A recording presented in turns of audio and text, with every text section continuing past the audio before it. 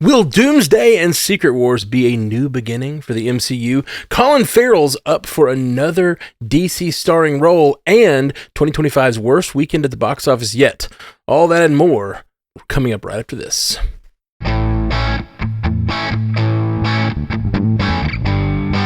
Welcome to Multiverse News, your source for information about all your favorite fictional universes. My name's Matthew Carroll, and we have just such a wonderful panel with us today. We got Haley Hobbs. What's going on, Haley Hobbs? It's just so wonderful to be here on this day of Multiverse News this week on Wednesday.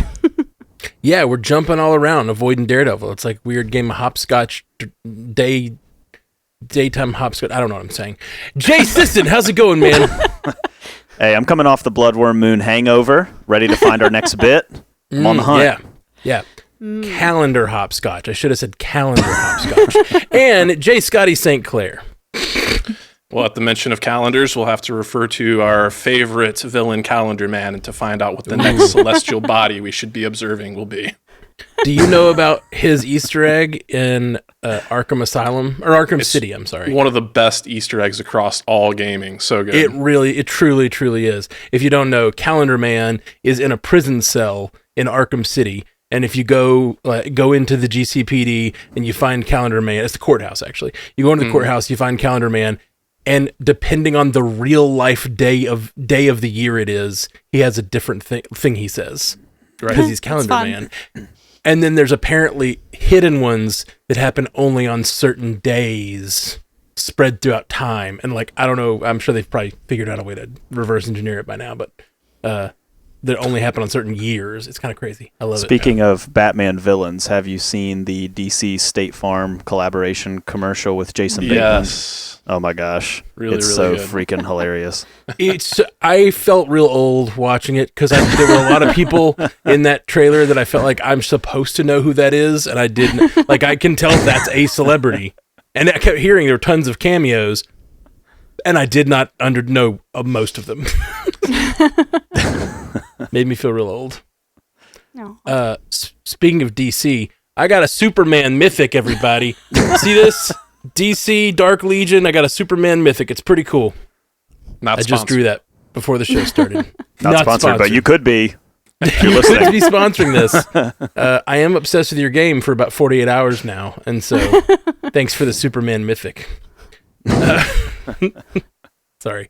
Okay, we got a 5-star review. We got a 5-star review from Marvel Fan 6290. It says, "Hey, true believers, the Stranded Panda Podcast Network is your one-stop shop for all your geeky needs. I love how this show gives accurate information consolidated into an hour of fan-filled laughter and insight.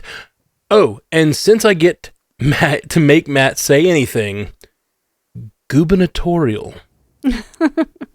Thank you. Still my favorite moment from Deadpool and Wolverine. It's probably the best laugh out of the whole movie for me, too. I don't remember it. What is it? One more word out of you, Red. One more word. Give me one more word. He says gubernatorial. It's good. It's really good. Oh man. Well, we're still bouncing around throughout the week, so we'll be posting in the Stranded Panda chat. And if we get around to it, we'll try to send out an email blast to everybody about when we're going to be casting next week. But we are still doing this weekly. We're just having to bounce around. Calendar hopscotch, if you will. TM. Follow us on all of our socials to find out every week. Yeah, do that. We're on the gram. We posted over there. Join us on the gram. Join us on the gram. You sound like a teacher. I have a list of banned words in my class. Graham's not on it, but there's a lot of words that you would expect. What is on it? I want to know what words you got banned for saying. Like Riz and Skibbity and all that bullshit. Yeah, all that stuff. Just can't do it. I can't do it. Just can't do it. It's too much. My niece is trying to be a little entrepreneur. She's been making bracelets, and some kids at school asked her to make her one, that aren't really her friends. They're like, "Oh, I want one of those." She's like, "I'll pay you for it." And so she's making up a business plan for people. And I said, you could call. She needed a short word, just 3 letters, because she was going to try to put it on the bracelets. And I was like, you could call them Riz bracelets. And she was like, no, Matt, stop it.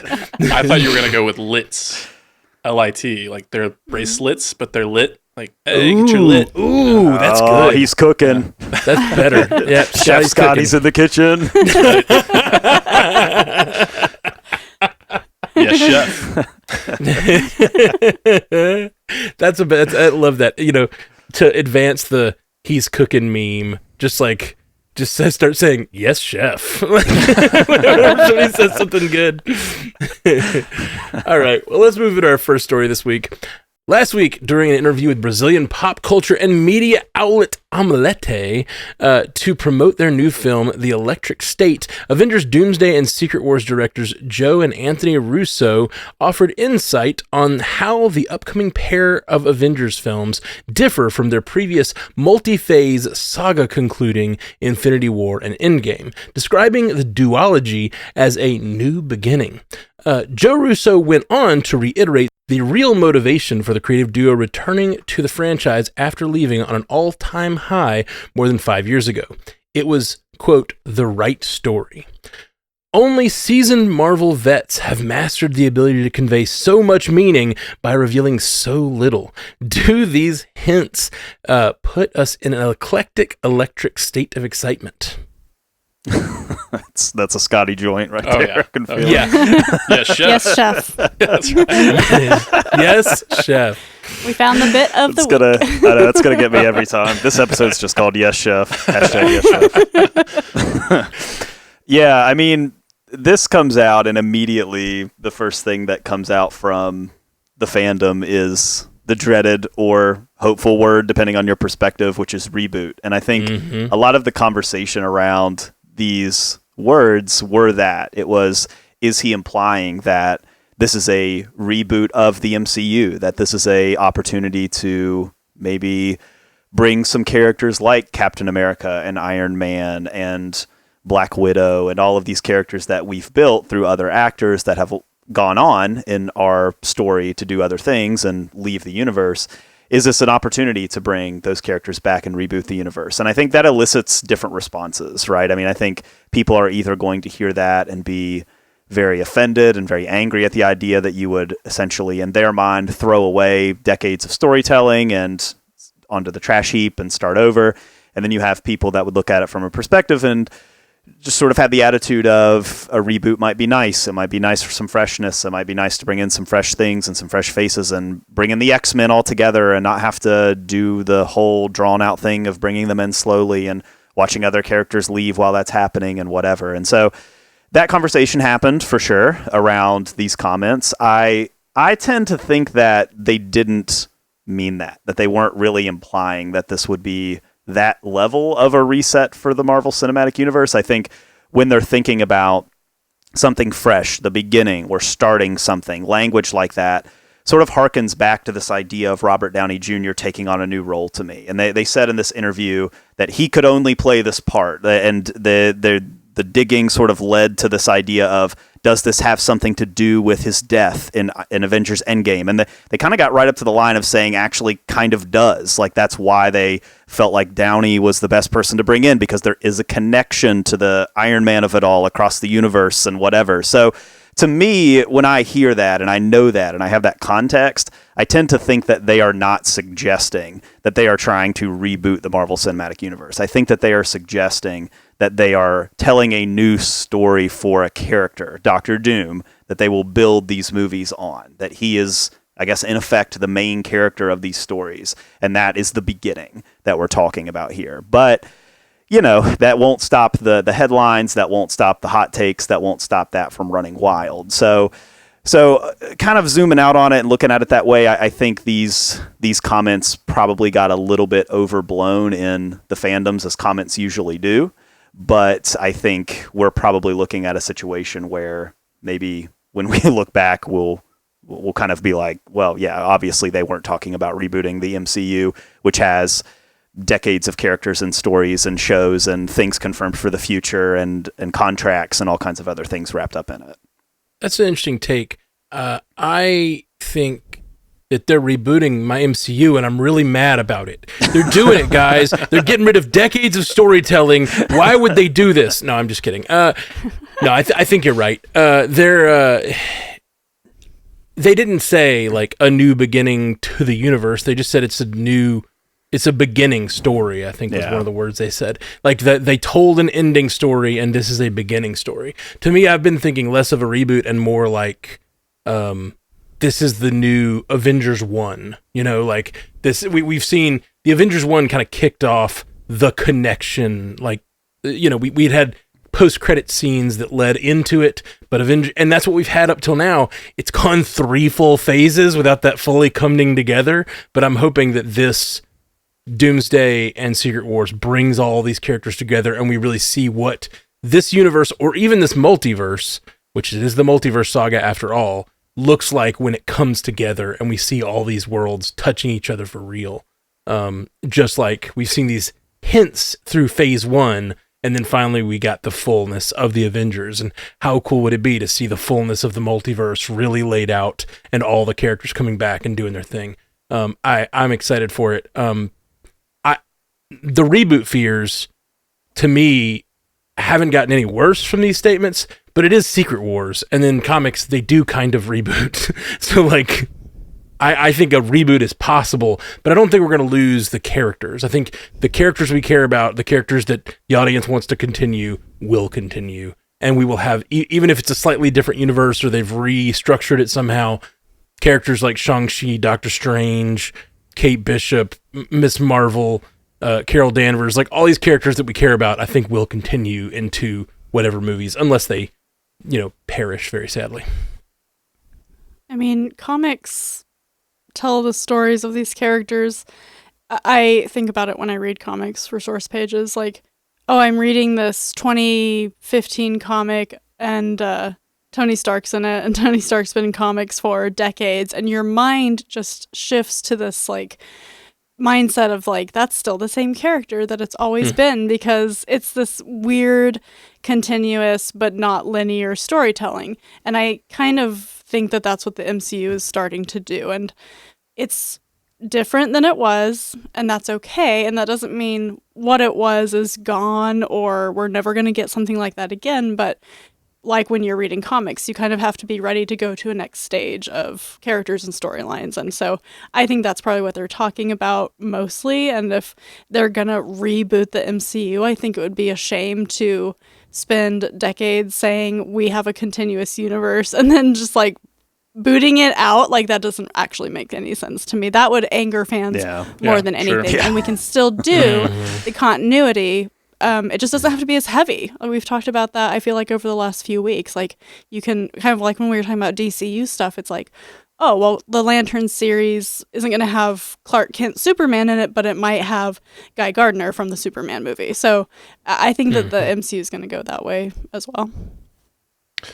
Yeah, I agree. I think a soft reboot feels like a possibility, and certainly with Secret Wars. And I think that speaks to the state of the MCU. I think more and more as it's gone on and on and on, it's starting to deal with some of the same problems that you see in the comic books. It becomes a little unwieldy in terms of the continuity, and it becomes a little inaccessible to newcomers. So yeah, I think you'll see them take a, pardon the pun, but a page right out of the Secret Wars comic run, and we will see a new version of the MCU going forward. And I think that feels right.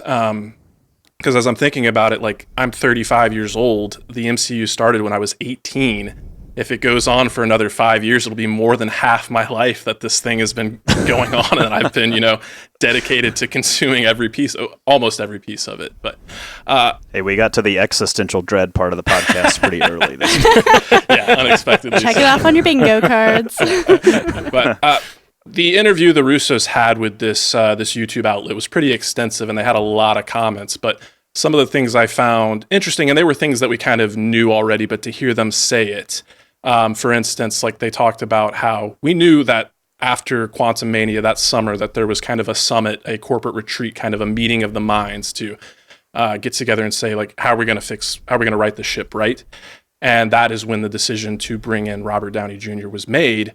But they revealed that Robert Downey Jr. reached out to them and asked them to come back and direct this thing earlier on. And they initially were resistant. They were like, no, we don't really see a way in. And it wasn't until after some time they broached Stephen McFeely, and he called them back the next day and said he had a story and that he could crack it. So they're saying, you know, that's what brought them back, the right story, right? So we still don't know what that story is, but they did go to great lengths to say that, you know, they love a villain that sees himself as the hero, right? And they are dedicated to bringing a 3-dimensional character. That is their primary focus here. So I have seen, you know, the worst of the clickbaity YouTubers kind of take those comments and say, oh, this means this and this and this. This means that the Tony Stark that we saw throughout the Infinity Saga was actually a Doom variant.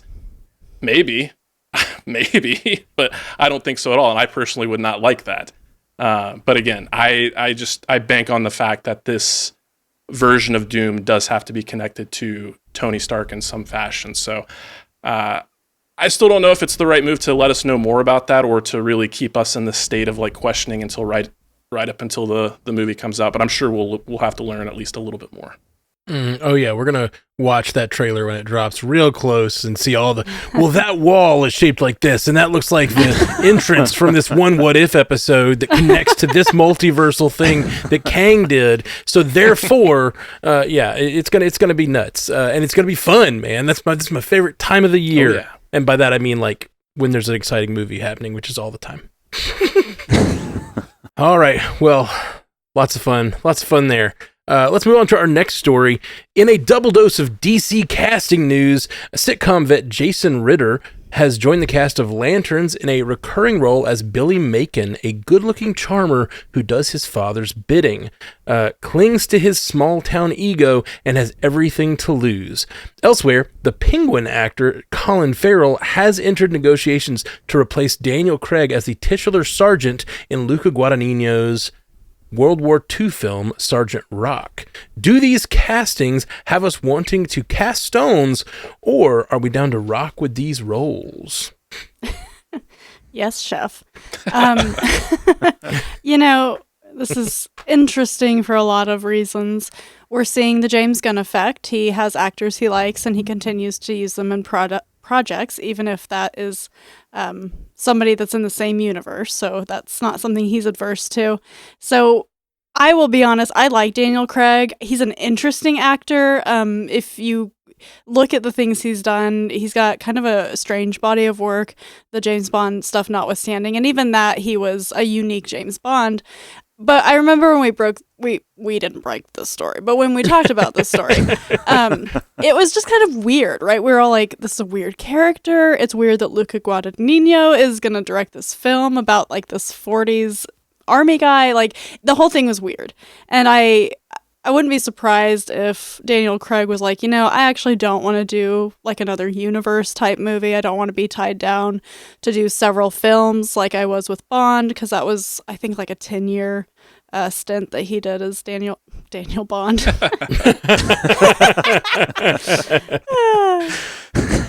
Yeah, of course. A 10-year stint as James Bond. And so to me, it would be probably more that than anything as to why he maybe stepped away from the role. But getting Colin Farrell in there makes me a little more interested, just because when we talked about like the background of the character, I didn't see Daniel Craig, but I can see some Colin Farrell in there. And because his character on the Penguin is so heavily make-upped and in prosthetics and stuff, it's super easy to step into a different role, just like Gemma Chan did from what was it? Captain Marvel yeah. To Eternals. So yeah, I like that. And then the Jason Ritter thing, he's just kind of one of those guys, right? He's just always been around, been in TV. He's a Hollywood guy. He's aware of I've seen this guy before actor. Yep. Like you see him and you're like, where have I seen this guy He's before? that TV actor guy. Good for him. Yeah, I think I'm thinking back to that press conference that James Gunn and Peter Safran had a couple weeks ago that we talked about, where they did the DC Studios update, and he was very intentional to say a couple things in that conference. And one of the things that he hammered was that the Reevesverse and the DC universe, at this moment at least, are separate, and that there were no plans to merge them, and that this is that corner, this is that corner, and Reeves, Batman, and Pattinson, and all that is not going to be part of our universe. And so I think that's a little bit at play here when we talk about the double dipping here of Colin Farrell in a DC project.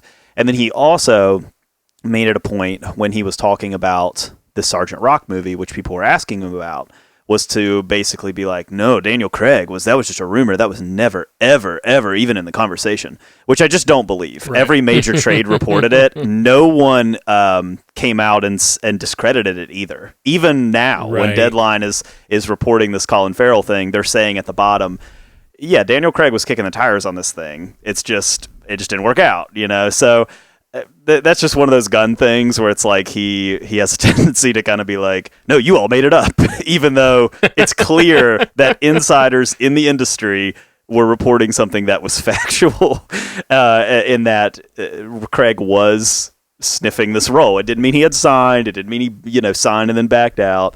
But it is an interesting choice, and I think that it fits. I mean, it fits with what we know about Luca Guadagnino. I think the Colin Farrell and the pairing there makes a ton of sense. And I think people who are interested, I guess I wonder if people who are interested in Luca Guadagnino / Colin Farrell, are they going to be interested in coming over for a DC project? And will the people who are interested in a DC project, will they be interested to coming over to see a Luca Guadagnino project? Like merging those two worlds, I think is very fascinating. And I think that I don't know the answer to that question ultimately, but I think that's something that I'm just thinking about and wondering, like, will it get both sides? Will it get your people who love Guadagnino's work and people who love DC, or will people who love DC kind of be like, that's that one guy, I'm not really a fan of his work, and people who love Guadagnino, will they kind of be like, it's that DC stuff, I'm not really a fan of that, and I think that's the danger zone, but I think that's something to watch going forward with this thing. It's interesting because it really kind of depends on how they market it, right? This is a Sergeant Rock movie. No one knows Sergeant Rock as a DC superhero. Obviously, some people do. Some people do. In issue 134, he was introduced. Obviously, there are people, I'm sure there are people who this is their favorite character, but this is not a well-known character. If they came out and just made it a World War II movie and it had DC Studios in the opening crawl, but like nothing, no connection or none of that, like it's just, and in the marketing it's just about a World War II story, like this would get, then you worry about, is it going to get the Luca Guadagnino fans and the grandpas who like World War II movies? What's the crossover there? Or the history teachers who like World War II movies? Yeah, sure. Yeah. History Channel grandpas / History Channel dads. Yeah, exactly. It's a real subset of person. This could be a very different kind of 4 quadrants. Like you loved Challengers, but you also have the people who loved Saving Private Ryan. Yeah, if you can hit those two, you're just going to hit everyone in the middle by mistake. I mean, like, it's going to be good. A lot of splash damage. Yeah, I agree. I think this obscurity of the character that we're referring to, I think it's a double-edged sword, right? On the one hand, it could give them a lot of freedom to play around and do something really different, and they don't risk alienating fans. But I do think, looking at having Colin Farrell kind of at the forefront here, it speaks to a desire to kind of mitigate risk on this thing, right? Like Luca Guadagnino, he's proven himself, but he's still kind of a risky filmmaker. Like everything we've been saying here, we don't know how that'll really land. They have the potential to, really rub some people the wrong way if you take this character that they have any level of familiarity with, who's supposed to be a macho, rah-rah, gung-ho kind of hero of yesteryear, and if you do anything, in opposition to that, you might get some backlash. I do have to note, I find it interesting that when we have an American character like Sergeant Rock, he is an American soldier, and we have not yet contemplated an American actor at all. It's like, all right, let's just go from Brit to Irish guy. And I say that jokingly. I don't really have a big issue with it. It's tough to be mad at the prospect of Colin Farrell. The dude exudes charisma and talent, but it is. Can we not just give somebody else an opportunity? I think of like Eben Moss Bachrach over in the Fantastic Four. He was like a guy that I was like, kind of knew, but now he's getting his chance. And surely there's another actor like that could be given their opportunity. But to address Jason Ritter over here on the Lanterns casting, I don't want to be too much of a downer here, but this is kind of the first instance with this show that I have a little bit of like hesitation. I'm like, okay, we knew that this was going to be Earth-based. We knew that this was going to be a smaller story, but just like thinking about like, I just get vibes of like, small town, Southern good old boy. Like, you're not going to come into our town, you lanterns, and throw off the, the systematic oppression that we've been living in and benefiting for so long. It's like, okay, if we do that for like a couple of episodes, cool. It's a recurring role. We know that Sinestro is going to be a part of the proceedings, but I'm cool with it being Earth-based. I'm cool with the True Detective inspiration. I just hope it's not too much like things that we've seen in the past. Like, even Watchmen kind of comes to mind. Watchmen was great, but it kind of did a similar thing with a backdrop of a small town kind of, grappling with the fallout of being around superpowered individuals, right? Mm-hmm. Yeah. I'm with you on the Colin Farrell of it all. He's earned my trust. I think it'd be interesting if he takes on this role and gets a lot of acclaim for playing another DC role, because like with Luca Guadagnino directing and it being a disconnected movie, I can kind of get that Joker feel of being like a little smaller, lower budget, more artistic. Maybe probably a very different vibe than the Joker, but you know what I mean. Sure. In those specific ways, like the Joker. But yeah, I think that Colin Farrell, it would be really interesting if we like end up loving 2 DC roles by Colin Farrell. Just like he's like the best DC actor, Hey, you just throw GI Robot in this thing for continuity, and we'll be all right. Oh yes, there we go. Fits perfect. It's already written for you. It's already there.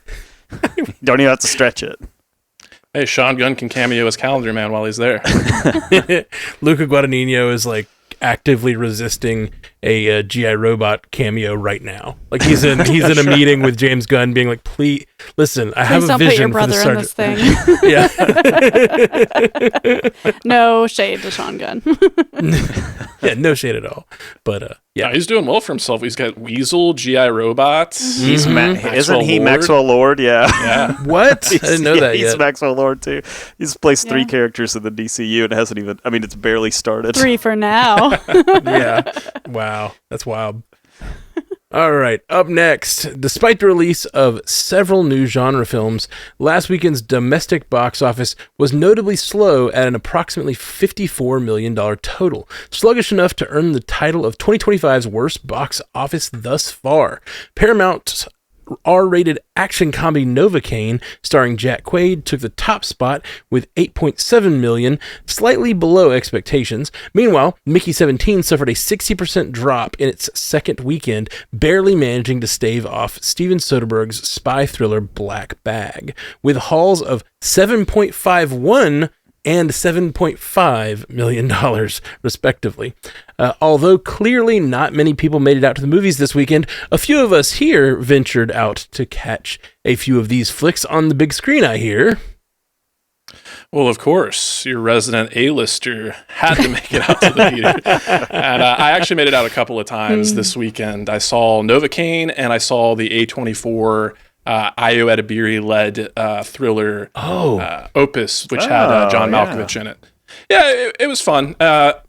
I guess I'll go ahead and give a little mini review. Actually, fun isn't like the right word for it. It was okay. It was decent. I had a good time with it. I'm glad I saw it, but it feels like we've gotten a string of like these kind of like cult thrillers that are like pseudo comedies. Like Blink Twice comes to mind. Yeah.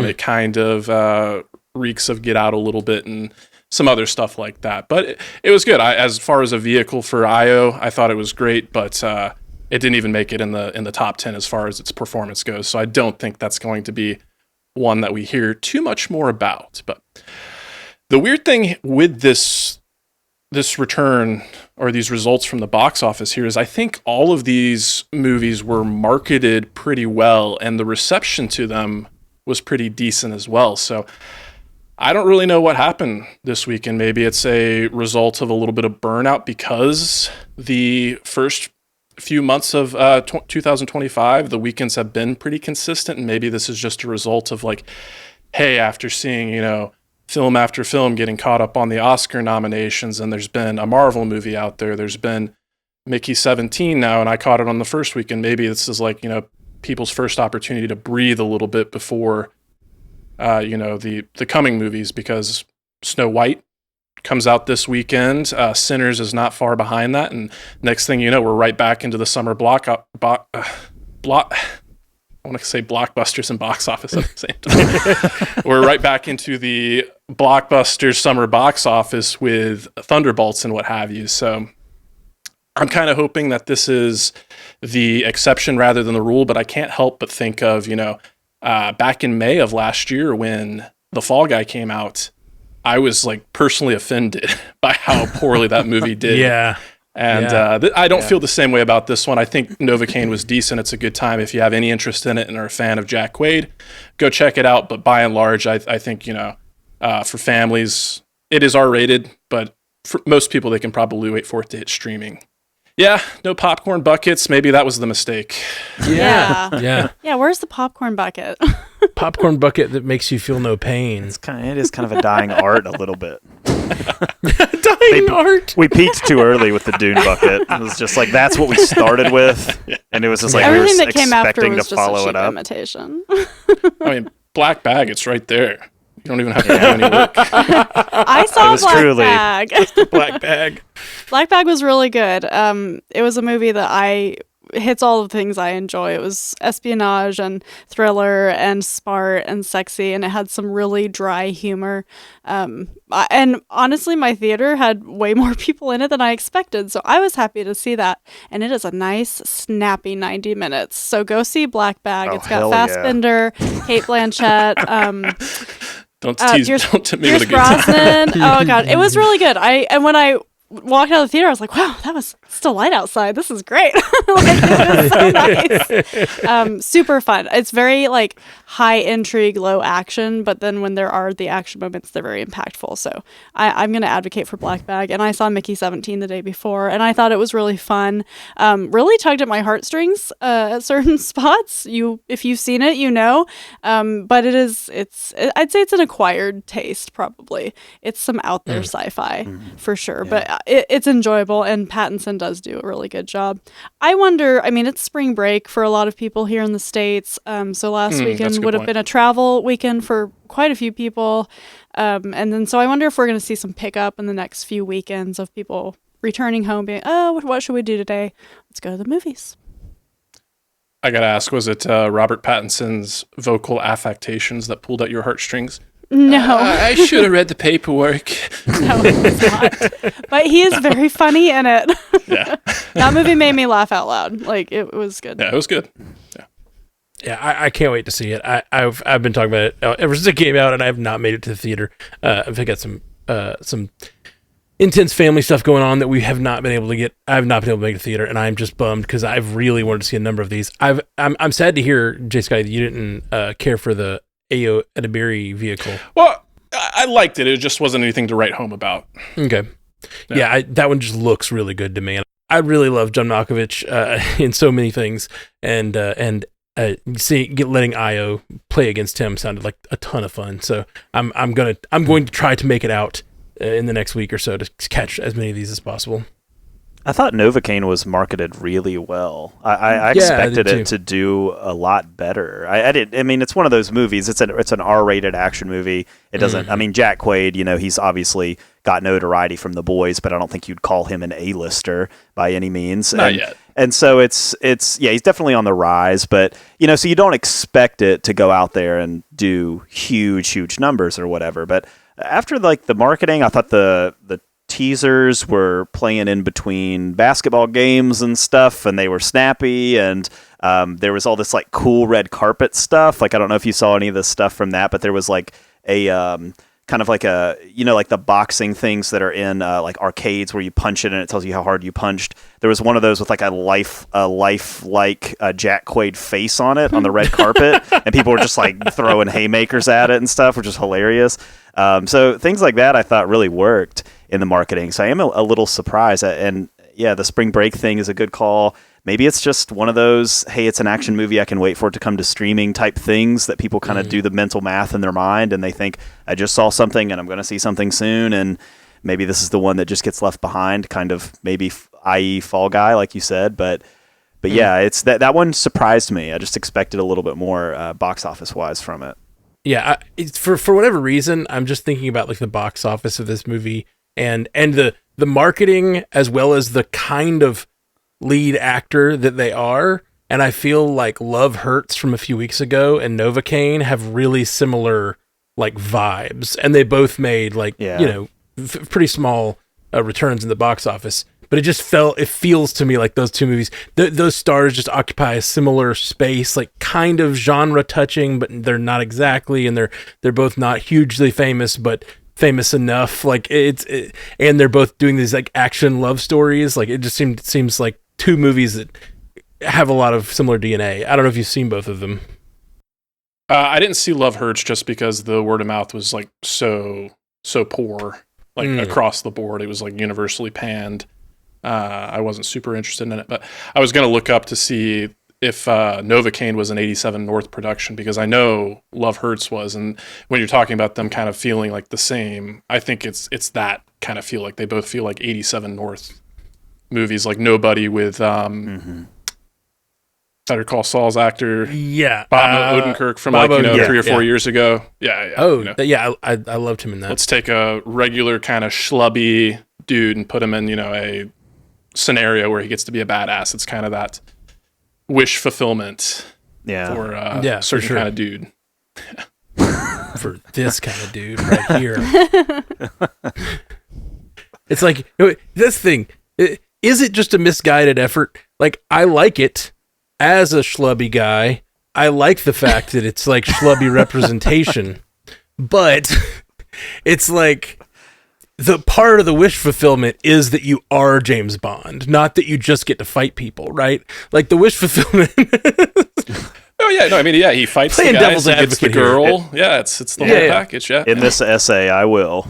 And I'm a schlubby guy too, so don't feel targeted or anything like that. No, not at all. I was volunteering a schlubby tribute. Scoot's killing it. I've played golf. He was in his bag this week. Black bag. He was in his black bag. That was a really funny joke you made about, like, it's right there. That's the popcorn bucket for black bag. It's just like a black, like, Walmart sack type thing, and they just dump the popcorn in it. Like, what'd you expect, man? This will be $40. You're literally seeing a movie called Black Bag. In the movie, what kind of bag is it? Is it like is there an actual black bag, or is it just the name of it?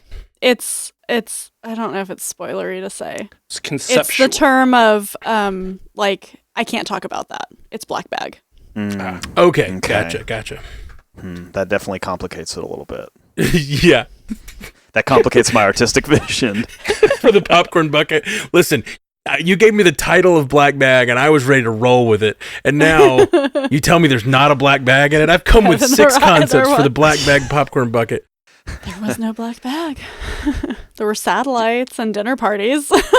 The full yard-sized trash bag full of popcorn that you can take into your seat. You have to buy a second seat to sit it with you. Okay, sorry. Now, do you know, maybe we're going off on popcorn tangent. Did you know that AMC is kind of embroiled in controversy because they changed their popcorn flavor and everybody hates it? Oh my God. No. Yeah, not. It's been a few months. I think they announced it Why is this not a feature story, back Jay? in November or December. Hold on, I'm Googling it. AMC Theaters announces new popcorn flavor. That was in November 14th. That was when they announced, they started getting weird. They were like, oh, we're going to do cinnamon butter or whatever. But then people started coming out after that and being like, it tastes different, right? And like Reddit boards started being like, am I crazy? Or is my local theater just bad? Or is it AMC? And people started being like, no, mine tastes weird too. And like so just the regular popcorn? The regular popcorn, yeah. So, maybe I don't have an AMC close to my house, so I cannot confirm this. So maybe if you are close to an AMC, maybe throw something in the comments. Hey, my popcorn's weird. All right, maybe throw it in there, and let's see if we can get some steam. Scotty going on doesn't eat popcorn. I know. Scotty, you're an A-lister. You demand popcorn and send it to us. So we can. Well, they usually have the ones that you can buy to take home and pop yourself. Yeah, I can I'm looking at Reddit right now, and I'm not kidding when I say it's all. Has AMC theaters changed their popcorn? This one just says popcorn is different. This one says AMC popcorn ? Did AMC change their large popcorn? Like it goes deep. Is all I'm saying. The internet is on fire with popcorn talk. The streets are talking about the popcorn. Put it as the Spotify poll. We need boots on the ground, is what we're saying. Like, we need you to go out to your AMC local theater and investigate this for us. We need some popcorn reports. Yeah, for sure. All right. Well, after the break, we have a lot of things coming up in the lightning round. Ted Lasso's up for a 4th season. Sorry, no. Get that right. Yes, chef. Yes, chef. Ted Lasso's up a 4th season. The Oscars are Cuckoo for Coco, and Happy Gilmore gets a mulligan, plus a lot more. Stay tuned. Welcome back to Multiverse News. We have to decide if it's going to be a thing or not, or temporary or long term. It was requested specifically. That's a request. We'll see what happens. Okay. It's got to evolve naturally. You can't commit. Yeah, we're taking things slow. We're taking things slow. Yeah, exactly. I'm a fear of commitment. Oh man, we have a Patreon. Haley, you want to tell them about it? Oh, of course. I'm very prepared. You should totally join our Patreon. It's patreon.com/multiverse newscast, and it's only $4 a month. So if you look at it as $1 a week, what are you really losing? Nothing. So if you join, you get a very cool sticker that's exclusive to our patrons. And then we do extra content over there.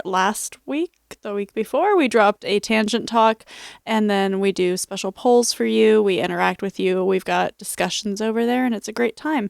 You also get the live streams, because after we are done here on YouTube while we record, it goes away. So you get lots of bizarre extras you probably didn't want that you get when we're recording live. So it's a great thing to check out. Patreon.com/multiverse newscast. A lot of coughing in the winter, too, when we're all sick.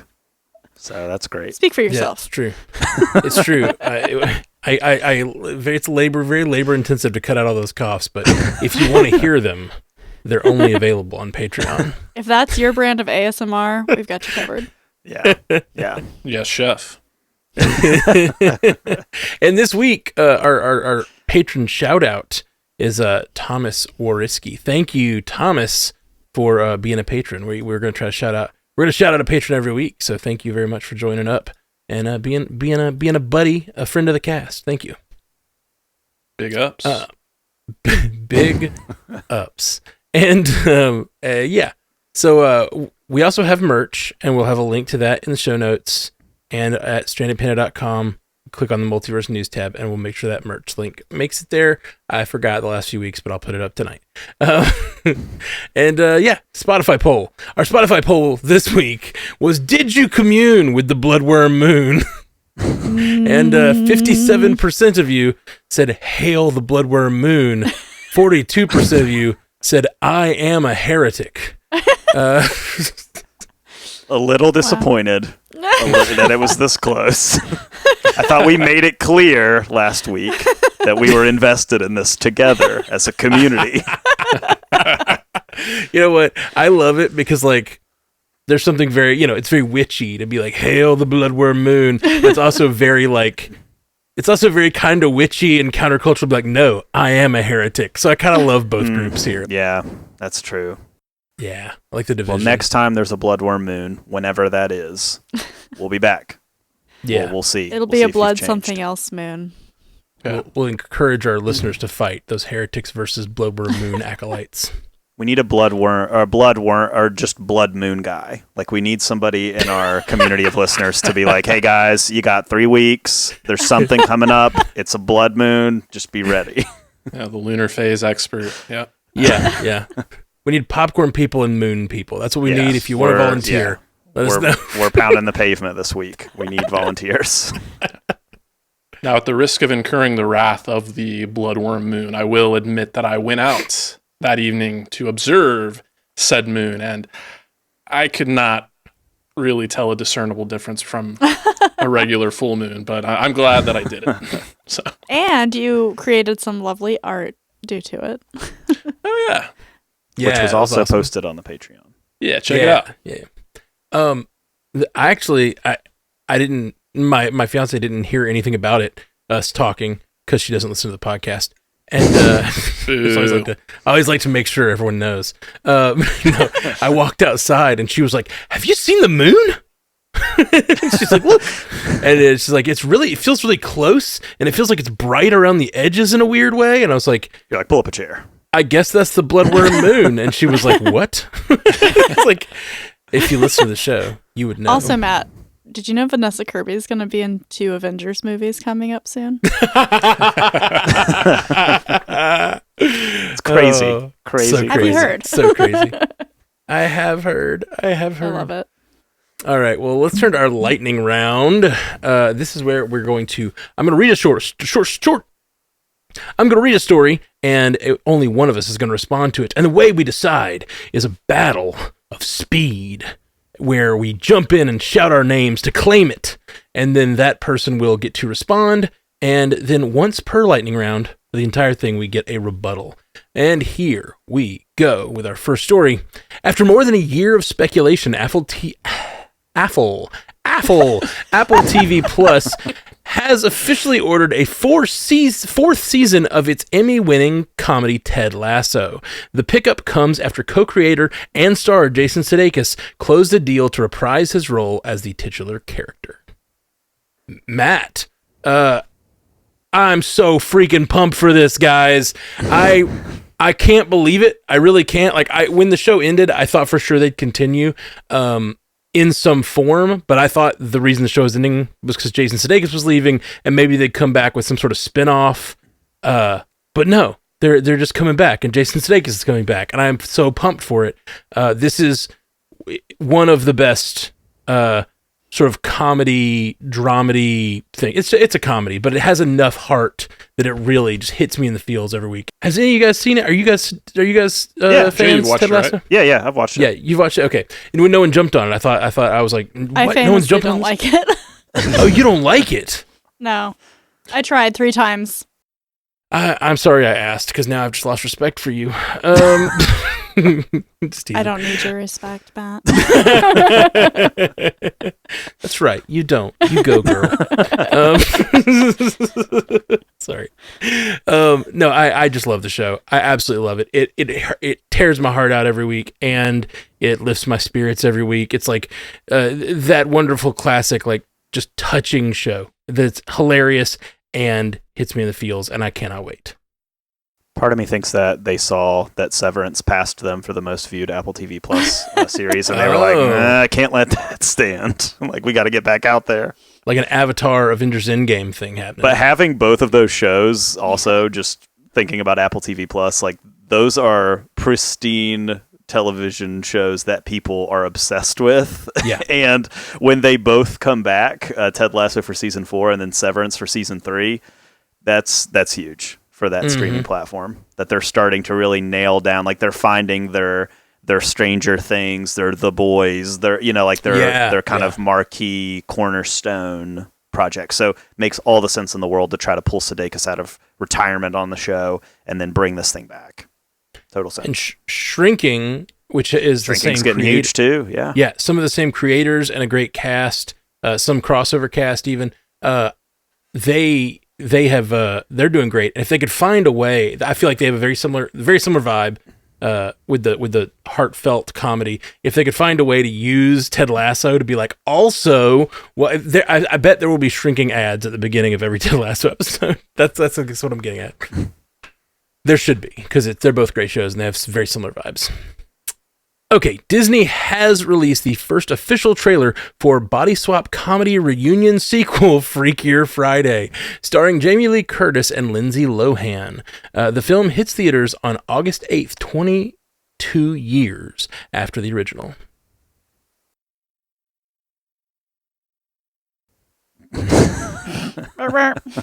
22. I was just thinking about 22 years. I was staring off into space thinking like, wow, it really has been 22 years. The second round of existential dread hit us, and we Yeah, we're double dipping on existential dread this week. Yeah. I watched the trailer. The trailer was okay. I got the sense that the movie will probably not be all that good, but it'll be entertaining, and it'll be what people are fans of the original want, and that's to see Jamie Lee Curtis and Lindsay Lohan back. And you always kind of have to up the ante with these things, right? So the first time around, you had 2 people swapping bodies. Now we have multi-generations and 4 people swapping bodies. You got somebody with an accent in the fold. So the shenanigans will ensue. And for a certain audience, it's going to be great. I'll catch it eventually if the word of mouth is strong enough. But other than that, I'm cool on this one. Awesome. Conan O'Brien, who hosted the 97th Oscar telecast on March 2nd, has agreed to return to host the 98th Oscar telecast on March 15th, 2026. The Academy of Motion Pictures Arts and Science announced Monday.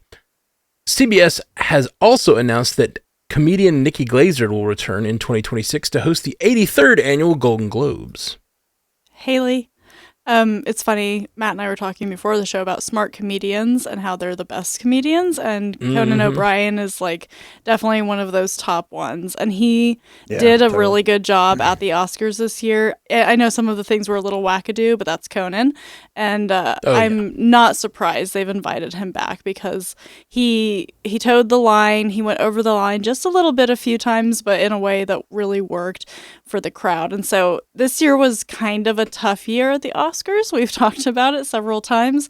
I'm hoping that next year he has like a little more to work with, because this year he just didn't. He had to really tap dance up there, literally and figuratively. And then the same goes for Nikki Glazer. Like, she did a good job at the Golden Globes. People were talking about it. People were happy with the jokes. I saw a clip of her. It was a clip. It was a reel. I didn't commit to memory who she was talking to or anything like that, but they asked her about the I think it was the Blake Lively Ryan Reynolds joke, and she was like, oh no, I ran that by them. Like, I don't say things about people without their permission. And so I thought, like, that humanity plus, the intelligence and the humor, I love that in a comedian. So huzzah.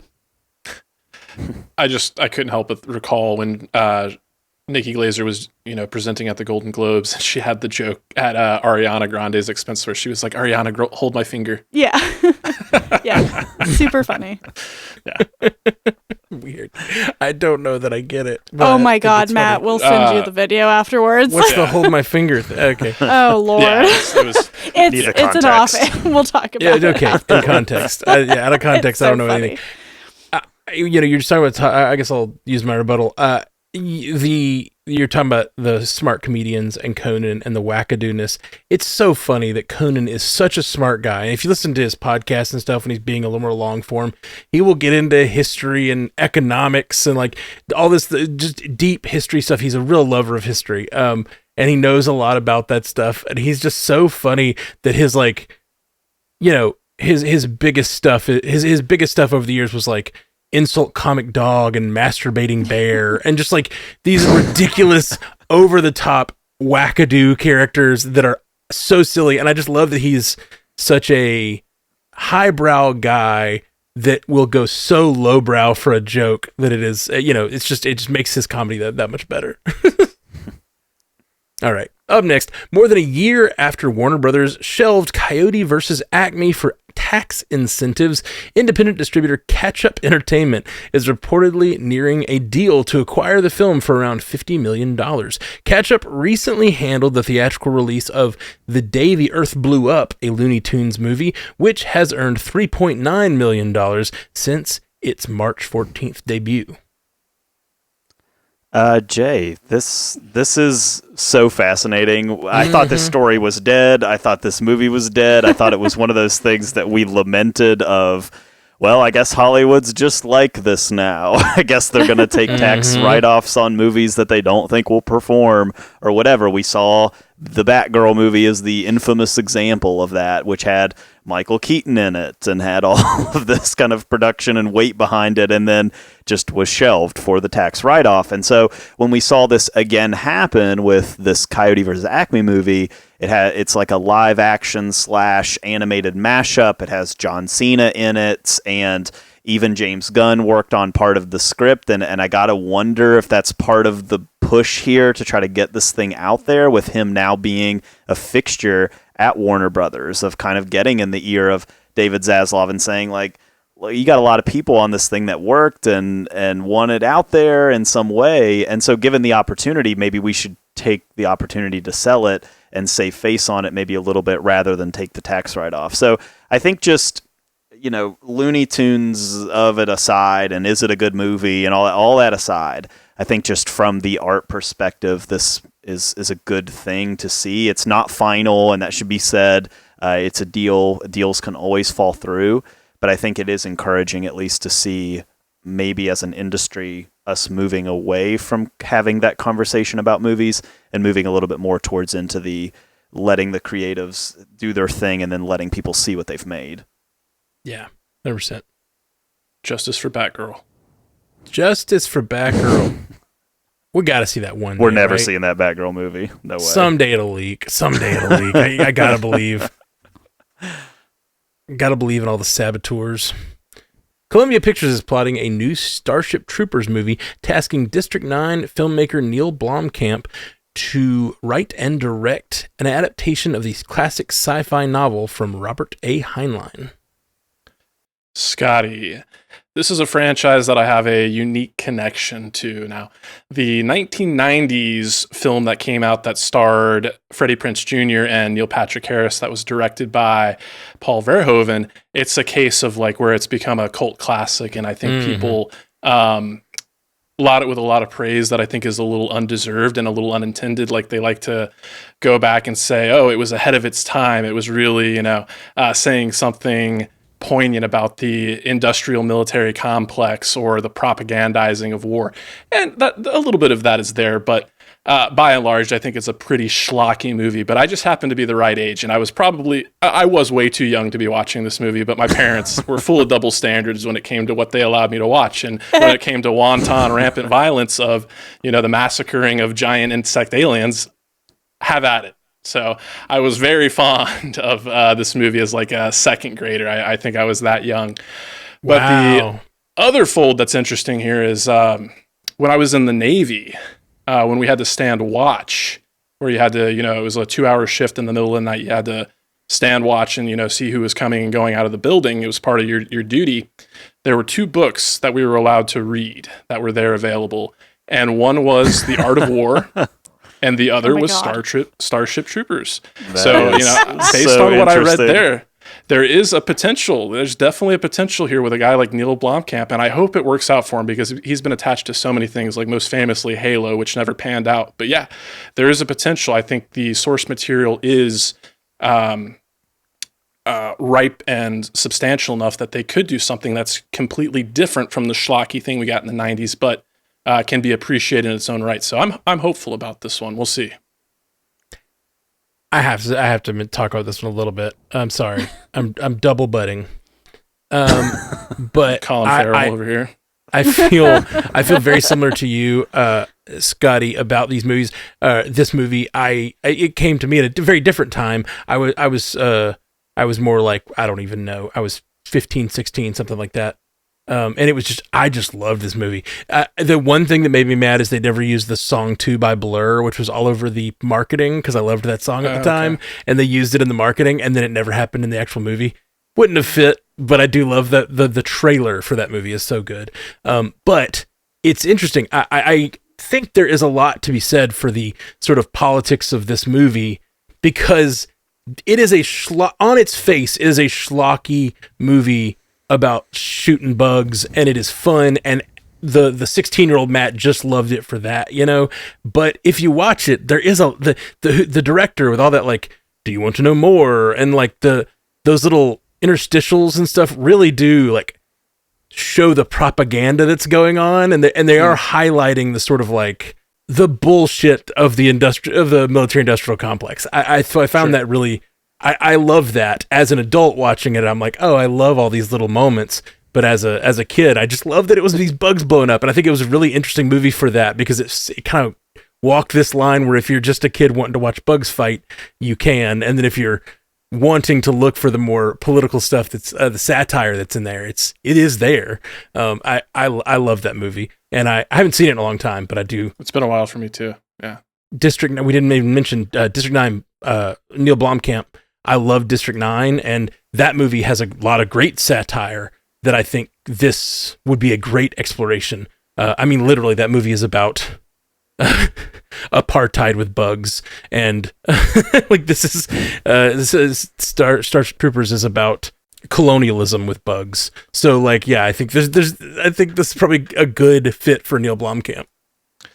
Yeah, District 9 is on my Mount Rushmore of like important films, like films that informed the kind of like, film viewer I am. It was the first movie I ever went to see by myself and loved it. Wow. To the theaters, awesome. Obviously. So that's rad. Yeah. Up next, The Hollywood Reporter has learned zero progress has been made on Saw 11 since writing partners Patrick Melton and Marcus Dunstan turned in a draft back in spring of 2024. Speaking on the project, Melton said, "The reason it's held up is just there's inter-squabbling between producers and Lionsgate. They just can't quite get on the same page." Haley, sounds like a money issue to me. Yeah, I don't know what there is to get on the same page about. Yeah. It's Saul. And it's the 11th one. I don't know. Yeah, it's strange. And Saw 10 did pretty good, like from a money standpoint, like as a horror movie, like it turned a profit, and so it just kind of seemed like a slam dunk. Like, well, yeah, of course we'll make Saw 11. People love these. And then for it to be like, well, actually, it's in writer's hell now. Sorry. Are there really 11 of these? Oh, yeah. Well, no, there's 10. Not yet. Not yet. There's 10. They're working on 11. If you count Spiral, there are. Yeah. Good call. Spiral makes 11. Yeah, I fell off around 6, I think, and I really enjoyed the series, but then I fell off. I've seen them all, including 10, and 10 was better than it had any right to be. So, I don't know. Even though this is unfortunate that it's being held up for behind the scenes kind of things, I think it actually works out. I think it would have been a little misguided to be like, we're back, and then just start churning them out year after year after year again. I think someone like me that has seen them all, you would have lost some goodwill there. It was like, okay, you came back, you bounced back, and now you just want to milk it again. Yeah, it doesn't sit super well with me. So give it some time, get it right, come back maybe 5 years from now. Yes, chef. A24 has released the first trailer for romantic feature film Materialists, starring Pedro Pascal, Chris Evans, and Dakota Johnson. The film hits theaters on June 13th. Scotty, I really wanted to give this trailer the benefit of the doubt. I really wanted to. I tried to like this thing. First and foremost, because it's not mentioned in the rundown here, but this is the second feature film from Celine Song, who did Past Lives back in 2023, which was my favorite film of that year. So I was really excited for her next outing. I knew Dakota Johnson was a part of the proceedings, and I wasn't super excited. And to give her some credit, based on the trailer, this does look like some of the most consistent acting I've seen from her. But still, it's not great. And just the concept, like, I'll go see a rom-com, but this one doesn't really seem like it's doing anything all that different. And it's like, can I really entertain the possibility that these two guys that I love so much, Pedro Pascal and Chris Evans, these total heartthrobs, like they're, single, basically having to fight over Dakota Johnson, Madam Web, Miss Blah. I don't really buy it. Tiny. I have missed Dakota Johnson on the press tour, though. Like, let's get that going again. The press tour is going to be fantastic. Dakota Johnson, Pedro Pascal, and Chris Evans. I mean, let's do it. She was unhinged on the Madam Web press tour. The clip of her lying about loving limes during her Architectural Digest tour came on my algorithm this week, and it's just always funny. And she's like, I'm allergic to limes, which I think is also a lie. My tiny butt is that I grew up loving romantic comedies, and in the early 2000s, they were everywhere all the time, right? And we were talking about Sweet Home Alabama before the show. Like, that's one that I remember fondly. And yes, they are sickly sweet, but like that was a time, and I don't think that we can recapture rom-coms the way they were. Like, what's her name tried to do it with that Glenn Powell on Netflix, and that movie was Anyone terrible. But you. Yeah. And The Gorge. Yeah. Set it up. yeah, The Gorge. You know what? I liked The Gorge, actually. I guess I just need some violence in my rom-coms now. But yeah, like it's just not the thing anymore. And I don't know why. Like, I think about why is that? And I don't know. It's just kind of like not the space for it, it seems like. Tiniest of butts. I saw I had happened to watch. I know this is like 3 or 4 for me. I'm sorry. You dared to scold us at the beginning of the lightning round. Listen, I'm just the one that reads the rules. It's just the rules. I don't enforce Rules them. were made to be broken. I happened to catch 5 Year Engagement today. Have you guys ever seen that movie? It's a Jason Segel movie from 2012, and Dakota Johnson is in it as a 22-year-old, maybe 21, probably when they filmed it, and she is playing his terrible girlfriend, just like an atrocious, awful person who's insulting him and dating a much older guy and just being a kind of just trashy 21-year-old or whatever. It was awesome. She was so good at it, and I was like, there's a lot of life in her in that, playing like a comedic role where she's just like intentionally being a terrible person. I don't think she, y'all, the concept of the neutral mask. I think she might work better as like a character actor than like the main character. Like she somehow disappears into like, I don't know, like she's too neutral of a neutral mask or something. I don't know. Anyway. She was great at it though, and I was like, "That's neat." That was neat to see her like kind of owning a role like that. All right, Netflix has released the first trailer for Adam Sandler-led sequel Happy Gilmore 2. The film begins streaming on July 25th, my birthday. I get all the things on my birthday. Matt, yeah, I just watched Happy Gilmore this week. Weirdly, and it was seeing that this week, not knowing this trailer was coming, and the trailer dropped today, and I watched it. I was like, This trailer had me excited, and I didn't. There was definitely a moment where I thought a Happy Gilmore sequel was a bad idea, like it would be a terrible thing, and I think somehow it's like come back up. There was a moment after Happy Gilmore where I was like, I would have loved a sequel when I was 13 or whatever, and then there was a long time where I wouldn't have wanted one, but they waited just long enough where seeing some of these characters again and just his bravado and like the tone seems very similar, very reminiscent of the first one, and so yeah, I'm excited. It looks good. Weirdly, I'm gonna watch it. It's a shame we won't get Carl Weathers back as Chubbs though. I know. Yeah. It is indeed. I was gonna say, to reference Adam Sandler, Nikki Glaser, and Conan O'Brien, Chalamet.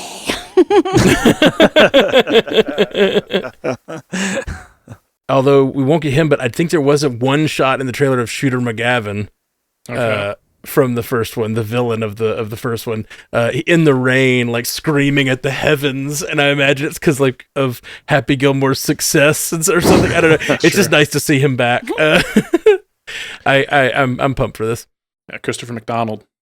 Yeah, and his love interest from the first one is back as well. Julie Bowen. Sorry. Yep, And that's it. you Look got at the that. names, Scoots. You You're got a the walking names. IMDb page. Every now and then. Those were just 2 deep pulls, one after the other. I'm impressed. I do like some Happy Gilmore. What can I say? Oh, yeah. Awesome. Darren Aronofsky is in talks to direct Netflix's Cujo, a remake of Stephen King's classic horror novel about a vicious Saint Bernard. The project is still in early development, and sources say Aronofsky has yet to hold creative discussions with Netflix. If the deal goes through, this would be his first feature film for a streaming platform. Scotty, so I have to ask, what is his in? Because with a filmmaker like Darren Aronofsky, it's not going to be a straight up adaptation.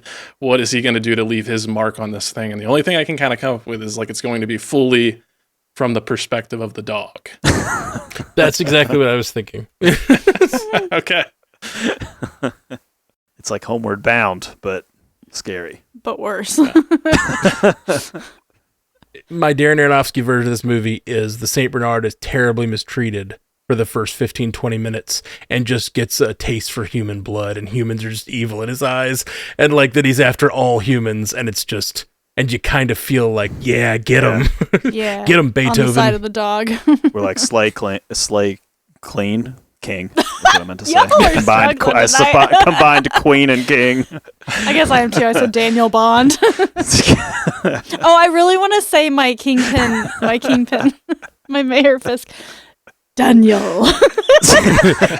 Daniel. Oh God, it's so funny. It made me laugh so hard in that episode.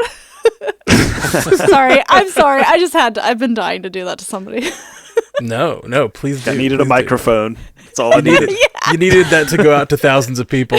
I'm sorry, thousands of people. Daniel. It's so funny. Every time he says it, I laugh. Yeah. It's like, he's so good. Okay, Hulu confirmed that Solar Opposites will end with a final 6th season expected to premiere this fall and an exact date to be announced. Scotty, hooey, you're getting a lot of me tonight. But this makes sense. Not every show needs to go on forever. And I still maintain I have made some efforts to catch up on some of the more recent seasons of Rick and Morty. But I think by and large, I prefer Solar Opposites. It's just a tighter concept, and that allows for a little bit better character development, in my opinion. But I'll be sad to see it go, but go out on a high note instead of, running it into the ground. Yeah, and I'll tiny but to say that Rick and Morty, what sets it apart is it's got the elements of like the multiversal and the we can reboot anytime we want, and we can swap out the characters anytime we want. And Solar Opposites, while it does have a very similar vibe, it does have an overarching story that they have yet to solve. And that, to me, like in every season, it's like we're getting closer and closer to it, and it's kind of a joke that they're working with. But at some point, you got to pay that off. And so it totally makes sense that you would eventually try to close this thing out. You can't make it work forever because there's something happening and it's got to conclude in some way because they talk about it every season. So makes total sense. Bollocks, I dropped the pupa. It really is a great show if you're into that sort of thing. If you're into like Rick and Morty type animation type thing, like it's great. While it is very early in the deal-making process, sources tell Deadline that Netflix and Greta Gerwig have extended an offer to Daniel Craig to join the cast of the upcoming Narnia adaptation film. Sources stress that it is unknown whether Craig will ultimately come on board, but they do add that he does hold the offer. It is also unknown who he would be playing in the film. I'm not doing Haley, it I thought this you week. wanted this I'm one. not doing it this week. What's the lion? Is it Aslan, right? Yeah, Aslan. that was my call. gotta be Me and Aslan. Haley were talking about this last night for like 40 too minutes. I mean, and that's what I said. The basic, like, yeah, of course he's Aslan. And then she was like, no, he's gonna be Mr. Beaver. And I was like, who the hell is Mr. Beaver? Like, because I haven't seen these movies in so long. And so I Christmas googled without Mr. Beaver. And so I googled Mr. Beaver, and I started like reading Well, the it's lore worse. of Mr. It's worse Beaver. than that. I was like, And now you don't want to talk about it. But then she started talking about, oh yeah, remember the '80s version of Mr. Beaver? I was like, what are you talking about? So then I had to Google that, and it's straight nightmare fuel because it's a live action Mr. Beaver. He's a real person in a costume, and he's not CGI at all. I kind of wanted All that to be say, live Daniel action. Craig, what are you doing? We don't know. Well, he didn't want to do Sergeant Rock, so he's gonna be Mr. Beaver. I'm sorry. I've lost it tonight. I love it. Oh God. All right. Entertainment Weekly has released first look images of the upcoming film Mortal Kombat 2, including looks at characters including Johnny Cage, Shao Kahn, and Katana. The film hits theaters on October 24th. Jay, just quick look images, just looks at the characters, no trailer yet. Johnny Cage just looks like Carl Urban, basically, with sunglasses on. So, if you've seen Carl Urban, you've seen this character.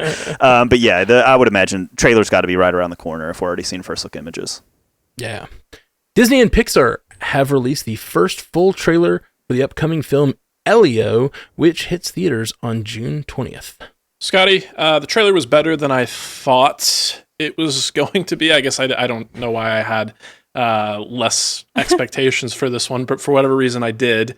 It did, even with that being said, even though I liked it, I did feel like it felt like it was skewing a little bit younger than even some other Pixar films. So that being said, it looks like it, the parts that I'm looking forward to are the intergalactic, the aliens, kind of poking fun at some tropes in terms of like intergalactic despots we've seen in some of our favorite fictional franchises and whatnot. Seems like they're going to be kind of having some fun with that. So if you can do that and, have a heartfelt message that inspires a new generation, then good on you. Absolutely. I thought it looked really fun. Very tiny butt. The Boys prequel series Vought Rising has cast Euphoria star Elizabeth Posey and Blue Bloods star Will Hockman both in undisclosed roles. Jay, just basic casting. We're seeing this thing come together. We know that Jensen Ackles and I don't remember the person's name who plays the... I always want to do the opposite. I want to say Paladecki, but it's Padalecki. We know that they're the leads. They're going to be holding it down, and we would imagine that these are going to be like probably Vought executives or early superheroes or whatever. So, yeah, The Boys is going to keep expanding. We got spinoffs on spinoffs coming, even though the mainline show is going to end. Mm-hmm. Lionsgate released a second trailer for From the World of John Wick, Ballerina, which reveals Keanu Reeves' appearance as John Wick. Haley, I saw this. I think they did this trailer when I saw Black Bag, and this older couple next to me went, "Ooh," when Keanu Reeves appeared, and I thought it was cute. That's great. Scotty with a tiny butt. I think it was like 45 seconds into the trailer before you first hear Ana de Armas speak. And that was my big takeaway from the first trailer. I was like, did she even speak at all? Like, are they trying to hide this performance? But sure enough, they gave her plenty of time to showcase her chops. So it's not one that I'm like over the moon excited for, but I'll definitely check it out when it comes out. Yeah. All right. Well, that's our show for this evening, you guys. Thanks for joining us here on Multiverse News. We didn't mention it at the top. I meant to. We've got a review contest right now going on for a PS5. We're going to give away a PS5 to one lucky reviewer / rater. You can review us on iTunes or rate us on Spotify and send us a screenshot to strandedpandacontest@gmail.com. All of the rules and how to do it and the links to all the shows that you can do, because it's not just our show, it's us. It's all of the Stranded Panda shows, basically. Most of them. It's like 6 or 7 of them. Though all the active ones, basically. So go to strandedpanda.com/PS5, and all the rules are right there. And anybody else got anything they want to tell the people about? Always watching. We're covering Severance, and the season finale is tomorrow, today when you're listening to this. Yes. So if you're a Severance fan, come join us over there as we talk about that. Yes. On Source Pages, we're going to be going back into Secret Wars. If you're new or if you haven't caught us over there before, we are reading all of 2015 Secret Wars, including every tie-in, and there's a lot to go still. So we're going to do that for a few weeks. Nothing for me other than check out Matt's music and review all these shows on the network. Oh, well, thank you. That's very kind of you to say. I guess I should say that. I am writing a song for every episode of Daredevil. Join me on that journey. It's here on the Stranded Panda YouTube channel, and I'm posting them on the MCU cast. And there's an Indiegogo, and I'll put it in the show notes. That's a fun crowdfunding campaign. If you like the music, maybe one of these weeks I'll pop one of those here on the show too, just to spread the word. Thanks, Jay Scotty. And we'll be back soon. Peace. You stay classy, Multiverse, and yes, chef. Hey, thanks for listening to Multiverse News, or watching it, or whatever you're doing, eyeballs or ear holes, whichever thing. We do this show every week, and we appreciate you listening. StrandedPanda.com is where you can find all of our podcasts, and thank you for listening. Check us out wherever you get podcasts. Hit that subscribe button, hit that like button, hit the little bell icon, whatever you have on whatever service you're doing. Rate us, like us. We're really thirsty. That's what I'm saying.